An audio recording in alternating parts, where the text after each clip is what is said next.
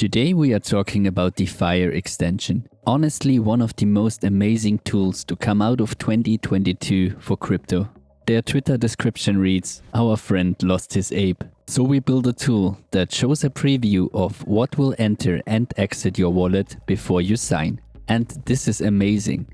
Even as crypto native, transactions can be confusing, especially signatures. It can be unclear what exactly you are confirming. Fire changes that by simulating the transaction and showing you exactly what would happen before you confirm. It works by simply adding the extension to your browser. For now I tested Firefox and Brave. If extensions make you paranoid like me, we'll talk more about that in a bit, but let's take a look at how it works first. I love that they give us an immediate use case example to understand better. They offer a free NFT. Mined free in crypto often means gas cost only.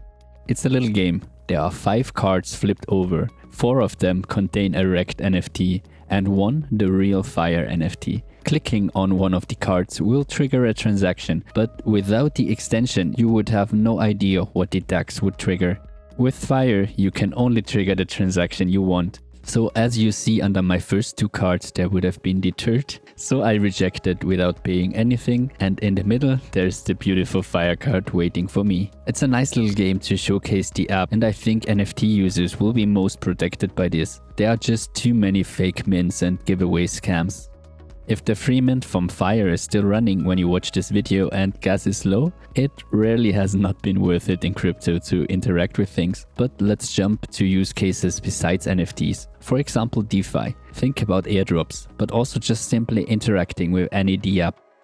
Simplest and most important examples in my opinion are approvals. So here I want to bridge Ethereum from Polygon to mainnet through Hop protocol on an address that has never done so before. Therefore, in the first transaction, we need to allow the bridge to use the funds we want to transfer. Here again, Fire shows exactly what is happening and what we are allowing. The next transaction is the transfer itself. Simple things, but again Fire shows what would happen way clearer than MetaMask could. Only critique here is that the window sometimes disappears faster than I can grab it on Firefox. Sometimes it stays, but still long enough for me to confirm what is happening. I also noticed it seems to be confused on CowSwap. That may have something to do with Gnosis protocol, but on other decentralized exchanges like Uniswap or Curve, it shows clear info of what you're approving again.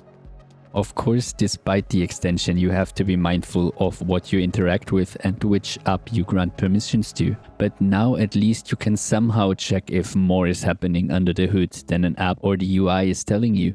Same goes for malicious DNS attacks we have seen in the previous years, where not users were hacked but the front ends of different applications. In those cases, you could notice that the app is trying to approve more than you wanted, or generally a red flag when something you already interacted with is asking you for token approval yet again. So it's not foolproof, but it's a very valuable tool. Let's talk risk and trust. You never enter your seed phrase or even connect your wallet to it. Fire is reading the transactions through the browser and showing you what would happen. The interactions still happen with the thing you're interacting with or your wallet. So Fire is also not sending or confirming anything. But I still understand skepticism, and you should question everything, especially browser extensions. I would say this is where hardware wallets come in again, or also multisigs. I realize the safest bet in crypto is to assume that everything is compromised and hacked already, even if it isn't. That always forces you back to the basics. So I'm always trying to think, even if it's malicious, can it access the seed of my hardware wallet? Normally not, if I never typed or copied it anywhere. So even if repetitive, when you have a hardware wallet, you don't have to be concerned about more basic things like that. And a little side note on that, we still have a giveaway running for a Trezor wallet. I'll link it for you in the top right corner. If you have significant amounts of money in browser hot wallets, you have more fires to put out than these extensions. Excuse the pun. Multisigs are a different story, and I realized that I have not given them much attention on the channel yet. It's added to the bucket list. Let me just say, hardware wallets are not the only solution to stay safe and to stop caring if an app is malicious or not. So besides being paranoid and of course mistrusting generally everything, the only negative I have is that it's not working everywhere yet. I found it working on Ethereum mainnet as well as Polygon, but not on L2s like Arbitrum or Optimism. but who knows, maybe the team is on it. Honestly, absolutely amazing application, and it could have saved so many people from malicious links these past 2 years. Check it out, all links below. Might as well call this video how not to get scammed on chain, but also just the information one gets as a non-coding crypto user. I'm still amazed. We need more of this, full support.